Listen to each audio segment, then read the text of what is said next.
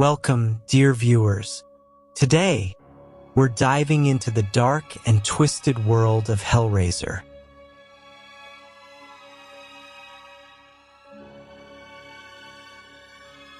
And for this review, I have the pleasure, or rather the horror, of welcoming a special guest, Pinhead.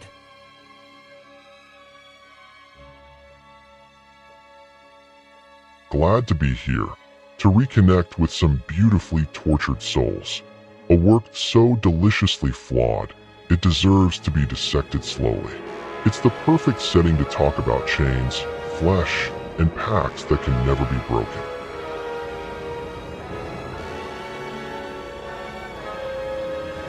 If you're watching this video, that's already a view. So feel free to like, subscribe, or drop a comment. Every interaction counts, even the ones from another world.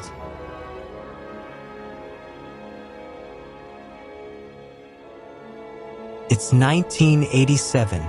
Horror cinema is starting to wear thin under the weight of slashers and recycled monsters. HELLRAISER emerges as an anomaly. No masked killer, no mutant creature. The director summons demons straight from hell, the Cenobites. Slashers repeat themselves. Monsters all look the same. The genre feels tired. But HELLRAISER dares to disturb. It reinvents horror with its demons, its themes, its infernal aesthetic, and its radical mythology. This isn't just a scary movie. It's a work that shakes the genre. And that boldness makes it a turning point in horror history. It's the shock the genre needed.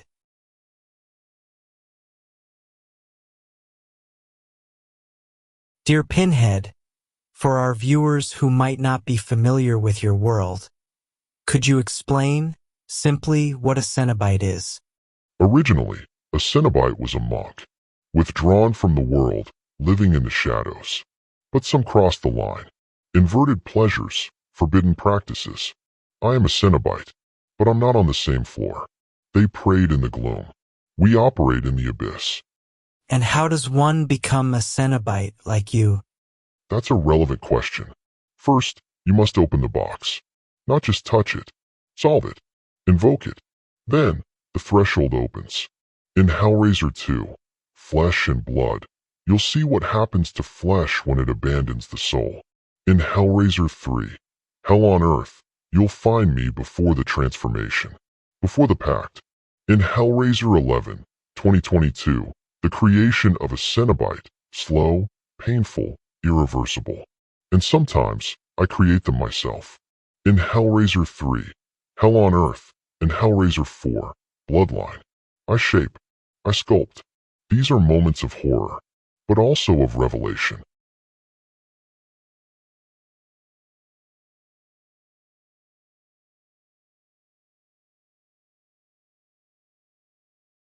Clive Barker, a key figure in British horror, rose to fame in the 1980s with his books of blood. But it was The Hellbound Heart, published in 1986, that laid the foundation for what would become HELLRAISER. This short novel, translated in French as Le Coeur lié à l'enfer, explores the themes the film faithfully adapts: the pursuit of pleasure, transgression, and the arrival of the Cenobites as a response to desire pushed too far.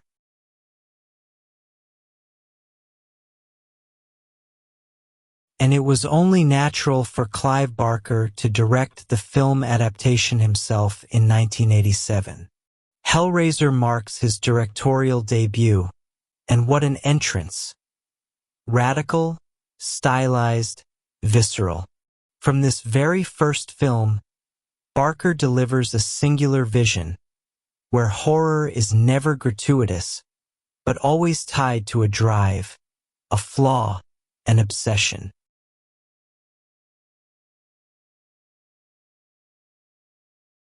Shot in England with a modest budget of £1 million, HELLRAISER relies on tight, inventive production.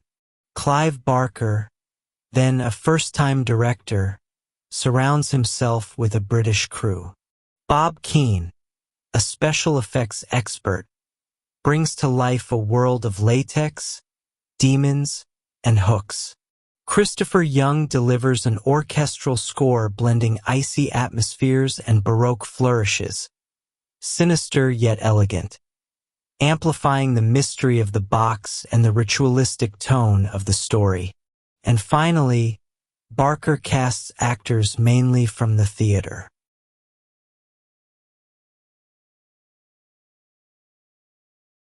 With a tiny budget of $1 million, HELLRAISER earned nearly $15 million in the US and just over $20 million worldwide. It wasn't a tidal wave, but it was a clear financial success. The cost-to-profit ratio was spectacular. In France, over 310,000 people saw it in theaters, proof of genuine interest despite its marginal status. And that was just the beginning. VHS sales, video store rentals, late-night reruns, all helped extend its presence and embed it in memory. This modest, almost quiet success would prove essential. A decade later, HELLRAISER had become a cult film, a genre staple, a gateway to cinema of excess, of packs, and ritualized pain.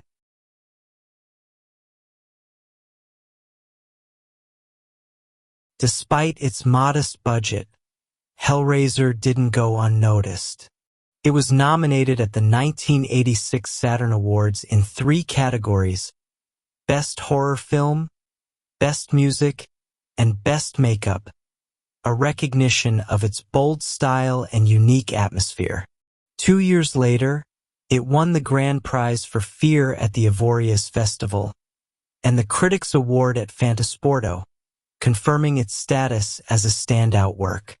It's not a flood of trophies, but enough to place the film on a cult trajectory, the kind of work that disturbs, divides, but ultimately endures.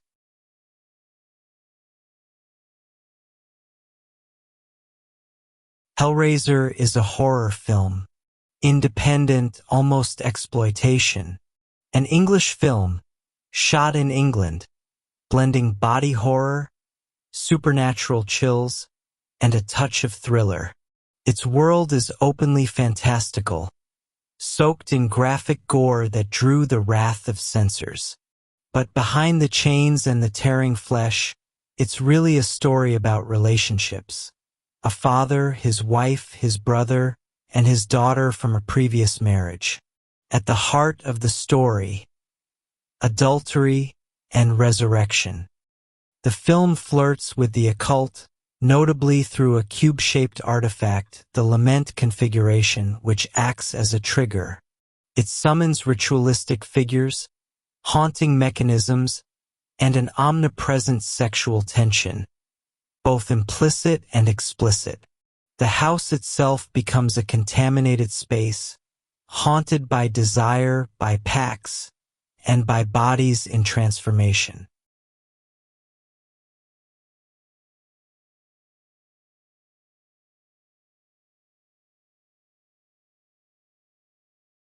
Dear Pinhead, tell me, how does this box work? And more importantly, what is it really for? The box is not an object. It's a door, a summons, a pact. It works when desire outweighs caution, when suffering becomes an offering. It serves to cross over, to uncover what you were never meant to seek. It's not a toy, it's a key, and every key unlocks a truth. But the mechanism, tell me how it works. You want to understand how it works. It doesn't respond to logic. It responds to intent, to obsession. Every movement is a question, every alignment an offering, and all its dark magic, all its occult power, is revealed in HELLRAISER 4, Bloodline, where the box takes shape, where its origin is unveiled, where hell finds its structure.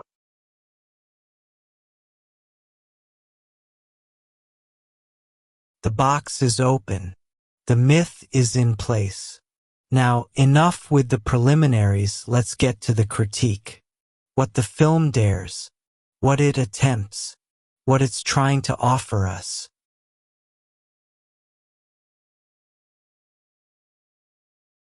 Hellraiser opens with a long title sequence, carried by a powerful, demonic theme, perfectly tuned to the genre.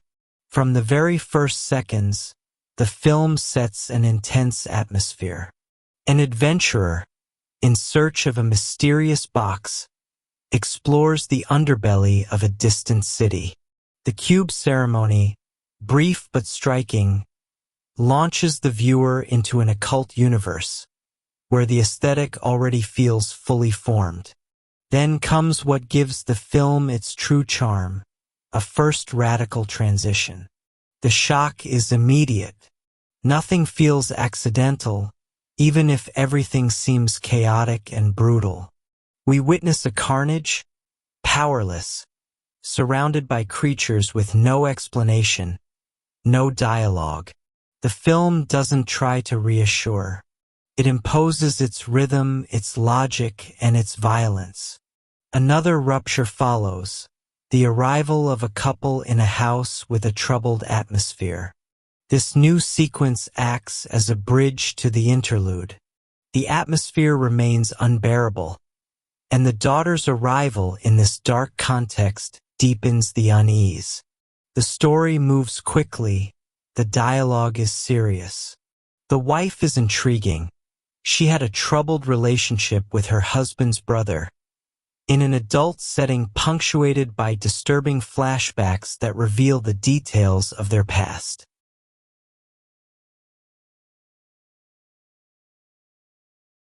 Meanwhile, the husband injures himself while moving in. He embodies the weak husband, unable to bear the sight of his own blood. His wife, still haunted by her memories. In the attic, blood soaked into the floorboards triggers a cult scene. The adventurers return to life. A radical shift plunges us into an even more violent dimension. The film tightens around the house, which limits its visual scope. The encounter between the woman and the revenant raises the tension.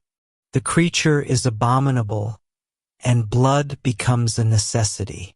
The story shifts focus to the daughter, unfolding through a series of strange scenes.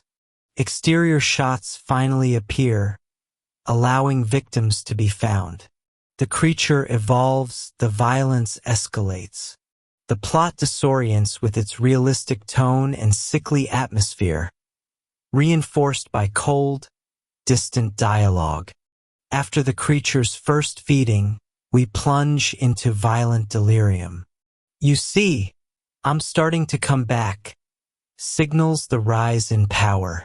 The creature fears the Cenobites, figures of infernal order. The daughter remains entangled in the strange, as the victims multiply. The box reappears, accelerating the narrative, beginning to shed light on the shadows of the first ceremony.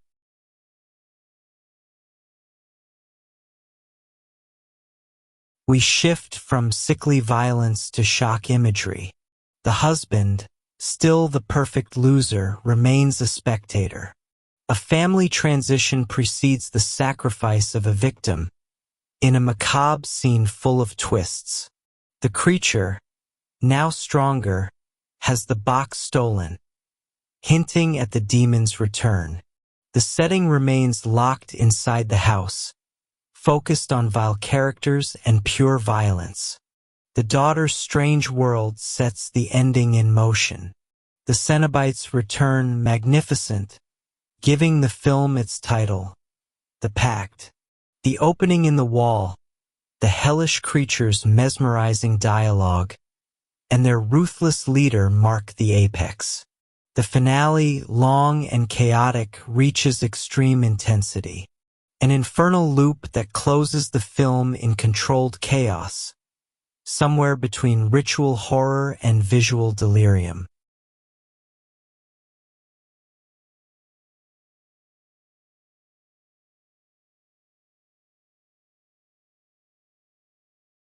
In conclusion, Hellraiser doesn't settle for shock. It provokes, questions desire, pain, transgression, and the boundaries we think are unbreakable. It's a film that makes you think, but still manages to surprise, in a good way, anyone bold enough to take the plunge. A film that disturbs, that fascinates, and that stays etched in memory. Carries a certain nostalgia, with a format clearly marked by its era.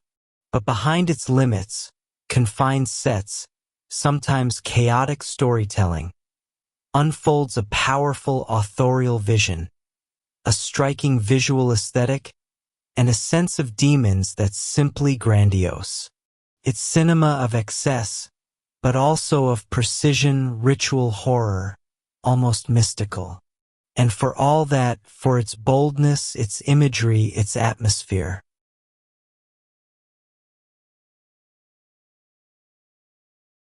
And for my verdict, I'm giving it an excellent 15 out of 20.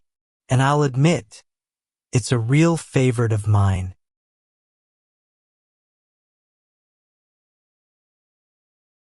That's it, the critique is over. If you've stayed this far, it means you've crossed the threshold. So feel free to subscribe to the channel. There'll be more descents, more revelations. And of course, a massive thank you to Pinhead for his chilling and illuminating presence. Glad to have guided you. Your curiosity is admirable, and your suffering inevitable. We will meet again. Thank you, and see you very soon.